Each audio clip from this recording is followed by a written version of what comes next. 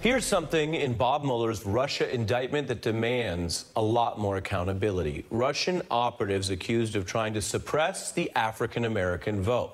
Now, this was a focused and duplicitous effort using the contemporary language of today, Russians posing as, quote, blacktivists and leaders of a, quote, woke black group, pushing messages to depress or suppress turnout. Now, as a legal document, this indictment doesn't evaluate how effective those efforts were.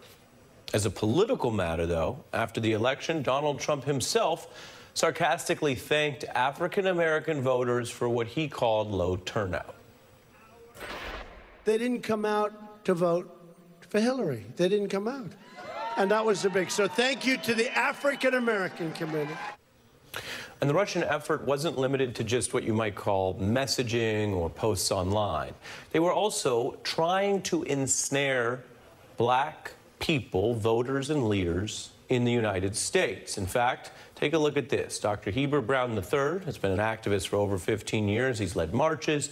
He's been vocal about how African Americans can get more engaged on issues like, say, police misconduct. When you think about some of the good things that came out of the Baltimore uprising, I would say that's one of them, that organizations and individuals saw that the superhero approach or the individual organization approach just wasn't going to cut it. And the Reverend spotted these efforts to have these what are now accused of part of a criminal conspiracy rallies for black voters or to suppress the black vote. And he responded skeptically saying, I'm just hearing you're not from Baltimore. Is that true? And he refused to work with them and also advised people not to be involved in that effort. It's a fascinating footnote, and I'm proud to say that Reverend Brown is our exclusive guest tonight on The Beat. Good evening, sir. Good evening.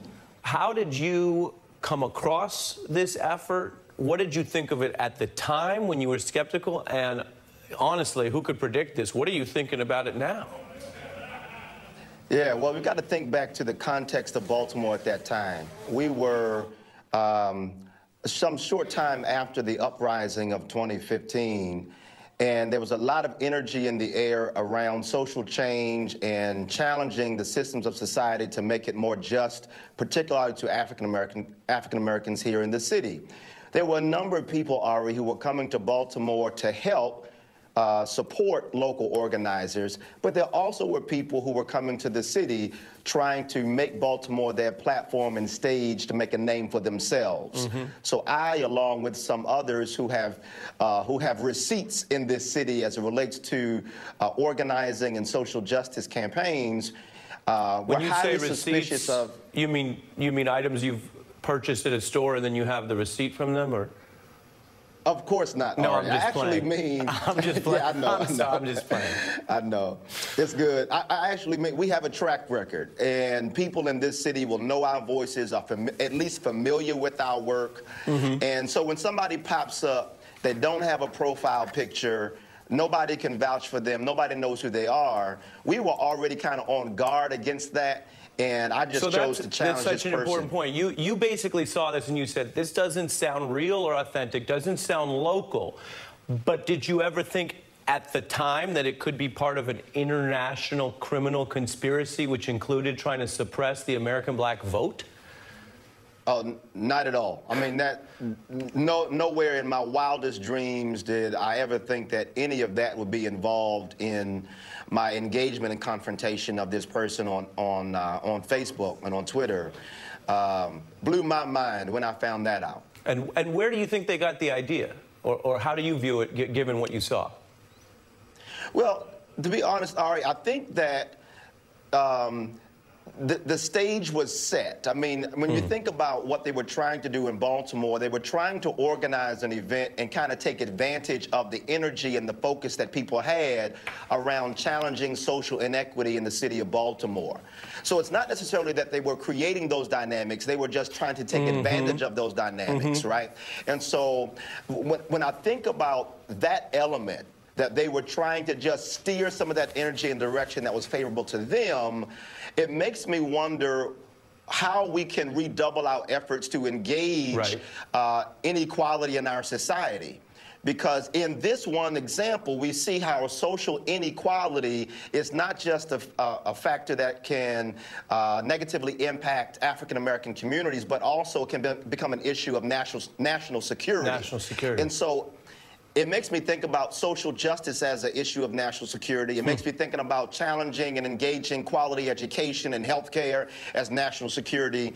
I mean, it's just really a great example of how we really have to redouble our efforts to have a more just and equitable society so that the conditions are not created for people to take advantage of in the first place. So you raised so many interesting points. Stay with me. You talk about the broader context, and for that I want to bring in Perry Bacon, who's a journalist with 538 and has been covering these issues previously for the Washington Post and NBC News, and is really knowledgeable on reporting about the American context for efforts to suppress black voter turnout.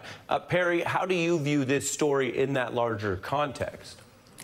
In the context of the election, one thing you can tell that these Russians were banking on was there was some dissension in the black community about Hillary Clinton. There were some doubts about whether she was a good successor for Obama. There were doubts about comments she made in the 1990s calling black men super predators, for example. So I do think the Russians were sort of tapping into something that was already there. Like you said at the beginning, though, it's hard to know exactly where, how much this suppressed the black vote. 2004, about 60% of eligible blacks voted. 2008, 2012, about 65% did. And then 2016, back to 60%, though. So it's hard to know if that drop is because of Russian efforts or because Barack Obama and Michelle Obama, who are beloved among black Americans, were not on the ballot anymore. And Perry, you say that, and it's important, I mentioned at the top, but it is an important context. This kind of effort is objectionable legally and morally, period. On top of that, as the Reverend was explaining, there's this international national security implication, also important. The third piece of, well, having stated that, was this a big impact on the election, as you state, because Clinton's numbers were similar to John Kerry's. There isn't overwhelming evidence that somehow the turnout was wildly different. And we've had a lot of debates recently in the public square about what the Russians really impacted or not, which is in some ways unknowable. Take a listen, though, Perry, to something you've also reported on, which was the Trump campaign going farther than even some recent Republican efforts in openly stating around the time of the election, they told reporters that they had, quote, suppression efforts underway. Accusations the Trump campaign is trying to tamp down voter turnout, with the candidate repeatedly calling the election rigged. A senior Trump official reportedly telling Bloomberg Businessweek the campaign has, quote, 3 major voter suppression operations underway. Is there a way to see the Russian effort, however ineffective, sloppy, or effective it was, as kind of just tracking with what they were picking up in American domestic politics, which has involved these type of campaigns? Right. It seems like it was tracking 2 things. One, the woke activists and the idea that blacks should not vote at all was something. There were some black activists who were not Russian-inspired who were saying the same thing. Basically, the idea Hillary is not worth voting for was something that was out there already they were tapping into. The second idea, and you heard Trump talk about that after the election, was essentially this idea that there's no reason for blacks to vote. It's very unusual to have someone who won the presidency thank a group for not voting. It wasn't like Trump, by the end of the campaign, Trump was not really saying black voters vote for me. He was saying black voters don't vote at all. It's a very unusual message. Yeah, the sound of a president of the United States thanking people for not participating on the basis of race is absolutely outrageous. I'm out of time. Perry Bacon and Dr. Heber Brown, I would say this is not a normal segment, but it's not a normal year. Thank you both.